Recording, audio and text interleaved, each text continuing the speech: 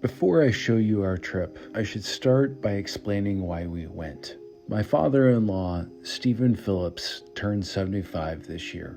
Wanting to get away with the family for something special for some time, circumstances had prevented that from happening, but this was the year, and he wanted to do something big. So he and wife Diane decided that they'd fly their 5 kids, each of their significant others, along with their 4 grandchildren out for a week together in Hawaii. I strongly doubt I'll get to do anything like this again, and I'm grateful to have had the opportunity to tag along. I do think that we all benefited from the experience, and I sure hope the kids remember it well when they think back on growing up. Anyway, with that said, the trip. Steve sent us a driver to take us from where we live in Westchester County down and across the George Washington Bridge on down to Newark, New Jersey's airport. Neither I nor the girls had flown since February 2020 when we went to Tulsa just before the pandemic shut everything down, and I think we were all pleasantly surprised. People were civil, the lines weren't that long, and everything ran pretty smoothly. We all waited to get on the flight eagerly. Our United flight to San Francisco was quite good, I'm glad to say. We were on a huge plane, a 787 I think, and everything felt new and high-tech. Entertainment options were excellent, with hundreds of watchable movies on demand. I bounced around, settling in to watch The Gladiator again, and I'm blanking on what else. We all had lunch at SFO. Walking the terminal, I saw Uncorked had Pliny the Elder, or Pliny the Elder, often rated America's best beer and very hard to find on the East Coast, so I got me some. The second leg of the journey wasn't as comfortable, but I was able to watch on my phone the first 3 episodes of Kevin Costner's Yellowstone, sort of like Succession in Montana. Our flight arrived at OGG around 7:30 p.m. Hawaii time or 1:30 a.m. New York time. Steve, Michael, Andrew, and I went to get the 3 rental cars needed to transport the 16 of us and our luggage to the resort upon arriving at the Maui airport. Valerie promised to look after my bags. Upon paying an arm and a leg, we retrieved our respective rental cars. I drove back and loaded up Valerie, Hana, Ted, Rachel, and as much luggage as we could fit into our rented Nissan Rogue, and then headed south. Only as we were about to arrive at the hotel did it occur to me to question whether they had, in fact, looked after my bags. The car got quiet, so I dropped everyone off at the resort and drove back to the airport, which meant an hour-long round trip on top of the half-hour drive we just made, yet mercifully, they had it. The ladies at Lost and Found were super nice, and we had a good laugh about it all, a laugh I badly needed. When I arrived back at the hotel, I was frustrated. We've been lucky as all my clothes, Valerie's laptop, and much of my equipment were in those bags, and someone very well could have taken those valuables off of her hands. This good fortune was not lost on me. Yet still, dealing with all of that at what felt like 4 a.m., 23 hours after waking up the day before, was no picnic, but I unpacked and hit the sack.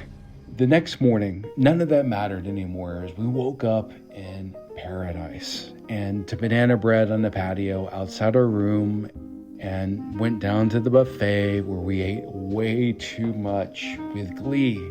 We explored and got familiar with the place, and it's all so beautifully and lovingly maintained. At the cabana, I worked on a couple videos. Later, we went to the gym and I worked out hard, especially given that I hadn't lifted in 8 months. I got really exhausted and a bit nauseated as one does when it's been a while. Yet I rallied just enough to order a club sandwich and eat it for the protein and fat my body needed to recover. Unable to function due to the jet lag, I crashed for a couple hours with a glorious nap. I felt so much better afterward. All 16 of us ate dinner at a restaurant a short drive over at a local pizza joint, Manoli's. I woke up feeling bloated, but eager to see the sunrise with the girls. The sunrises I found are nice, but it's the sunsets that really blow you away. As I did most mornings, I got to walk solo along the 1.5-mile pathway that hugs the shore along the Wailea resorts, and then again with Valerie. We did this a few times while we were there.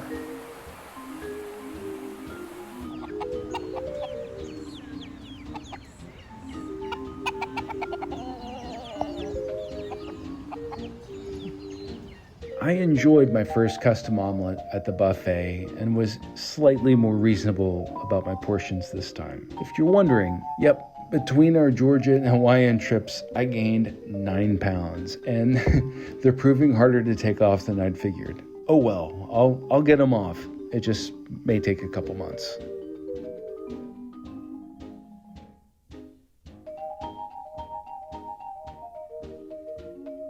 Having discovered the Serenity pool, I read, reflected, and wrote there every chance I got while we were there. The grandkids, Valerie, and I ate dinner at Ferraro's at the resort, saw a beautiful sunset, and got to see a true Luau fire dance.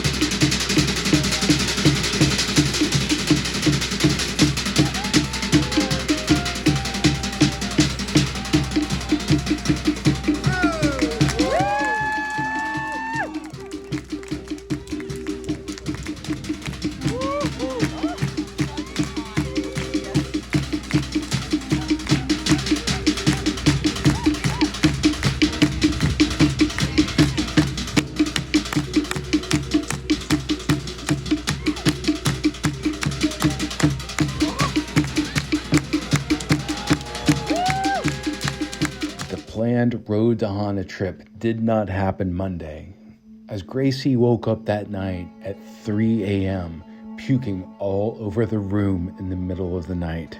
Could have been the cookie that triggered her nut allergy or overeating. We don't know. Didn't matter. I mean, she woke up, puked all over her bed. Lucky for her, she had her own bed since she starfishes when she sleeps. Then again, on the floor, on the way to the bathroom, then in the bathroom, she slipped in it and fell, and then puked again. By the time she made it to the toilet, she was empty. There was nothing left. Then Valerie comes running after her and slips in it too. Normally this is when I spring to action, but not this time. Still very much jet-lagged. I was barely functional. So Hana and I retreated to the balcony and blankly stared at each other or half slept. Meanwhile, the most amazing thing happened. Valerie called housekeeping. Yes, housekeeping. Minutes later, a pro shows up to conduct due diligence, then told Valerie next steps. Minutes later, another pro showed up with equipment. The next morning, while we were at the pool, they steam cleaned the carpet. Had to, as it smelled like stomach acid. Anyway, when Valerie was apologizing profusely for troubling them, the pro responded without hesitation.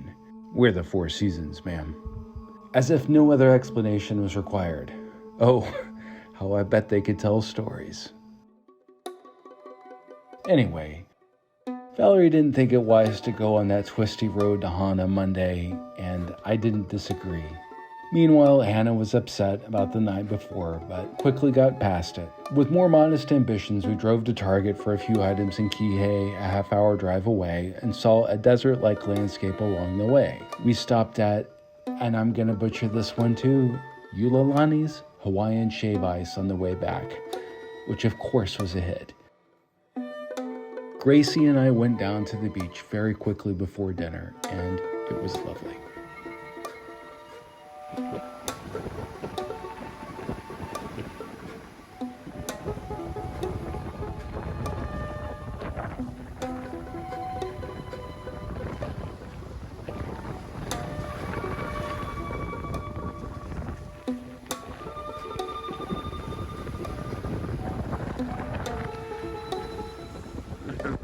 Dinner for most of the adults was a short ride to Ko at the Fairmont Resort. We ate at a great table outside as the sun set, and it was lovely.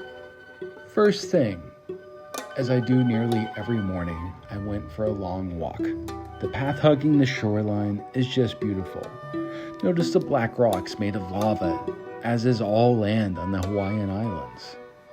Then I went snorkeling with Uncle Andrew and cousins Rachel and Laura. With a good look at what's underwater, we saw plenty of fish in the reef and swam with half a dozen or so giant sea turtles. For how accessible it was, we had an amazing experience. After that, I was wiped out, so Gracie went sightseeing with Steve and Diane and her cousins, and then Valerie and Hana had massages while I tinkered on my laptop in the lobby. Dinner that night was at Wolfgang Puck's Spago, a fancy meal likely none of us fully appreciated, in no small part because we'd just been having meal after meal. Here I'm accustomed to having a meal or two a day and no more, and the 3 squares we've been having was throwing my gut into a tailspin. Still, it was wonderful. We laughed a lot, and though I don't recall the topic of discussion, but it likely involved favorite movies and TV shows. Wednesday, we took the road to Hana, roughly halfway. As we'd heard, it's beautiful, and the drive from Wailea Beach, where we were staying, north past dust storms and then east along the lush shore, helped us understand the extreme geographic differences on the island. It's fascinating, yet some of the windy, shore-hugging road to Hana is one-way and perilous if you're not paying close attention. The kids were only so inclined, though, and we had to do what we could to keep things interesting for them beyond the spectacular beauty, which should be more than enough, yet somehow it's not. All in all, we made it about halfway to Hana, which I believe gave us a good enough taste.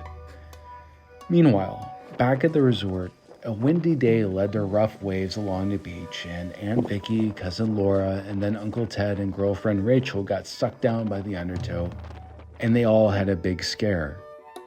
Thankfully, a tough guy employed by the resort was there saving people left and right, apparently picking up and saving 3 people in one go.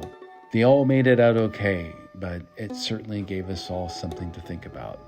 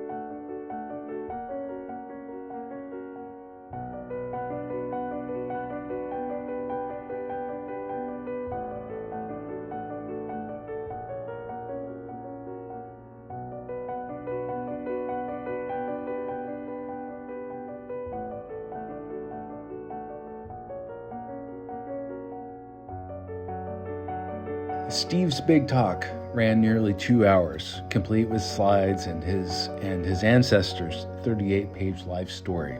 You know who the little guy is? That's my dad.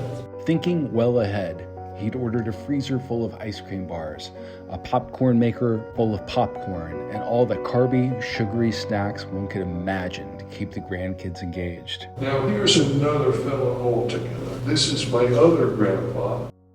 Dinner that night was late at Duo. It was a low-key evening, as I, personally at least, was processing what Steve had just told us.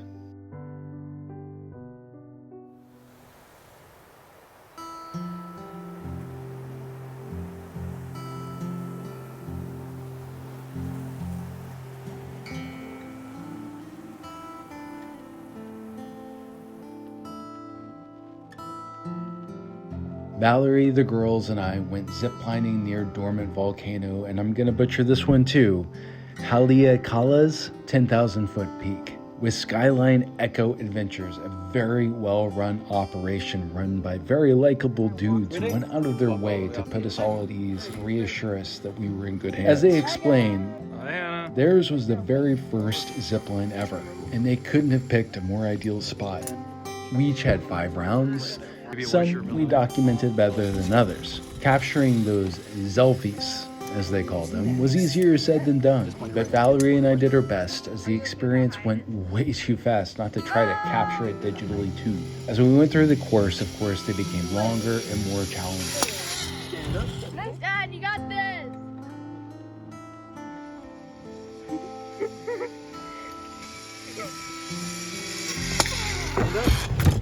Go get him, Hannah.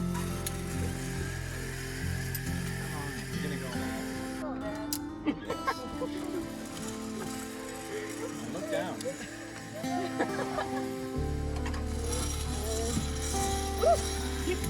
Take a look down.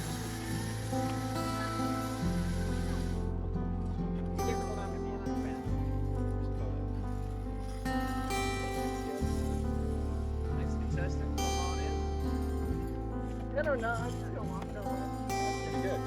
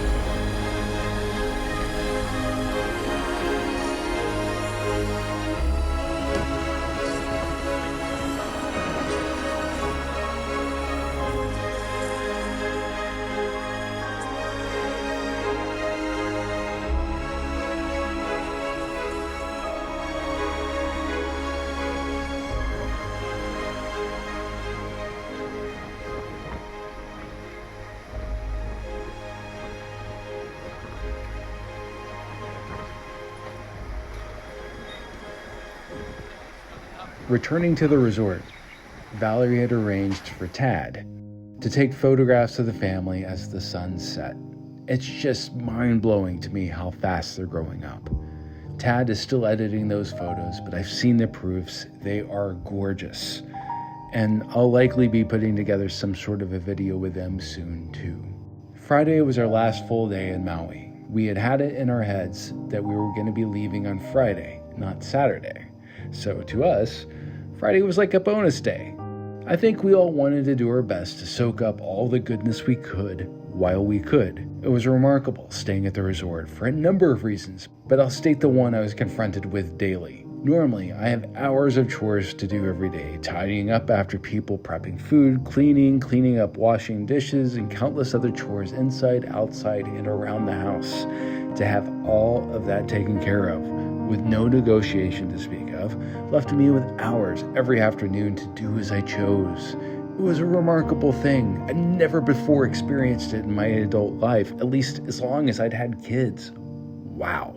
Anyway, I went kayaking with Uncle Andrew, cousins Laura and Rachel, and uncles Ted and Michael. Michael and I shared a kayak, and the time with him was great. In fact, it was easily the best conversation I had over the trip. Michael is a good man and appears to have good perspective on the world we're living in and how to live in a way that works for him.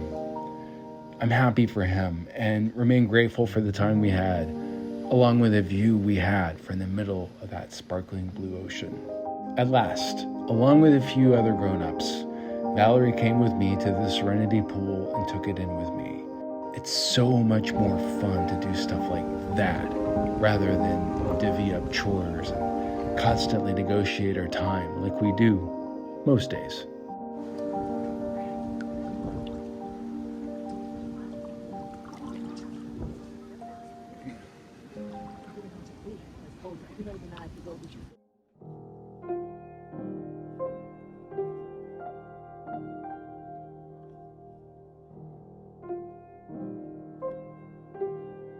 Twelve of us drove to Kihei for a Japanese dinner.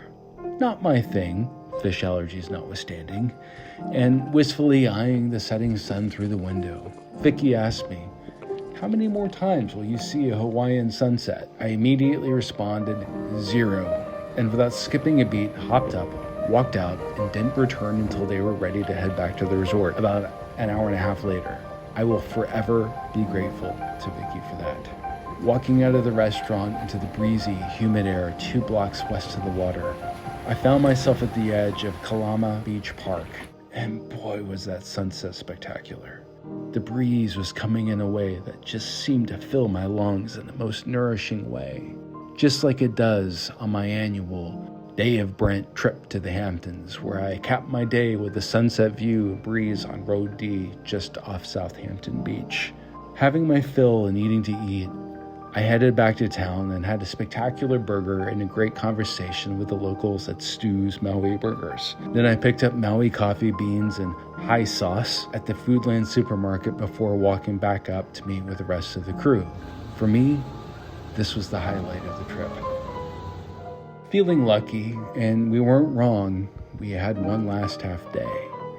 And we all tried to do a little bit of everything we wanted. Last chance.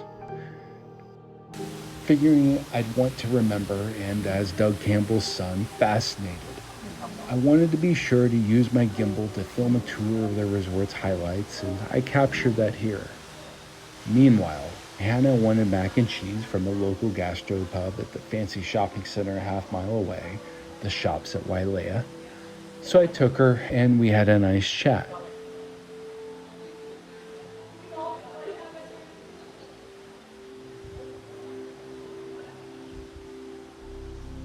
Now, please bear with me as I pause footage of the resort walkthrough for a bit. Then we had to get everyone packed up and out, which could have been stressful, but it truly wasn't. We had a few hours to leisurely adjust to the reality we were going from paradise back to New York. And somehow everyone seemed to do okay with it. Upbeat and a little stressed over time, we left the resort and stopped for one final meal at Tommy Bahama, who knew their restaurant too.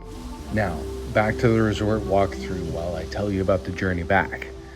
When we arrived at the airport, after dropping off the rental cars, half of us learned after checking in that our flight out of DFW to Newark had been canceled and promptly made other arrangements. The other half had to wait until we arrived in Dallas. Our flight left Maui at 7:53 p.m. The flight with American Airlines was good, though nowhere near as nice a plane as that first leg westward bound. That said, entertainment options were still way better than anything I could have imagined as a kid, or even 10 years ago. I remember the first time I went to Hawaii back in '88, 34 years ago now, to celebrate my grandparents' 50th anniversary, and their first flight on an airplane ever. Flying back to Tulsa, listening to Motley Crue's Home Sweet Home over and over on my Sony Walkman. Lucky I had that. My, how times have changed. I watched the morning show and Ted Lasso, which were both great, especially the latter. Now I think I pretty much have to sign us up for Apple TV Plus, in addition to all the other streaming platforms. Bastards. But still, Ted Lasso just won my heart, and we all need more of that in our life. Springing to action as she does, Valerie got us on an even earlier flight than scheduled. Thank goodness. I knew I didn't have to worry for a second. Valerie had things handled. Sunday, August 14th, 2022. We arrived at 8 a.m. Central Standard Time, Sunday, 5 hours earlier than Hawaii time at DFW, and then departed around 10:30 a.m., a half hour ahead of our original schedule. Yes, we got an earlier flight, which worked out well, except in ascending order. Entertainment options were only available through one's mobile device, which made the 4.5-hour flight drag for everyone in a way that others didn't. My checked bag did not make that flight, though the others did, a blessing of sorts. I received my bag 3 days later at our house by a man who admirably took his job very seriously. And, worryingly, Valerie accidentally left her wallet on the first plane from Maui. As we were boarding our connecting flight, the mechanic who found it reported it to the gate agent, and Valerie boarded without it on the understanding that they'd ship it to her. 10 days later, on Wednesday, August 24th, Valerie finally received the wallet, minus the cash that had been in it.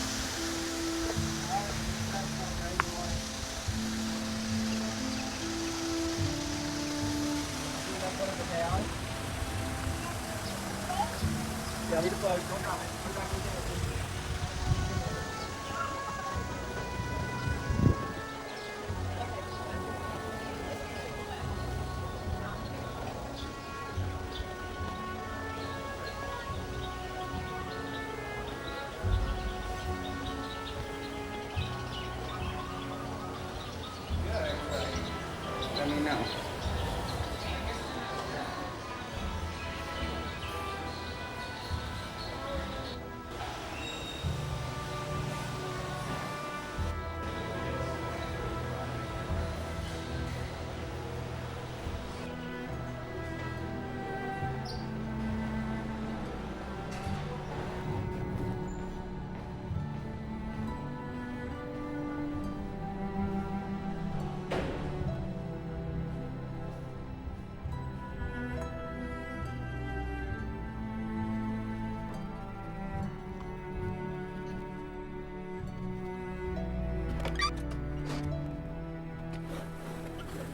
Given the changed flight, we arrived at the now beautiful and efficient LGA closer to noon, 3.5 hours ahead of plan.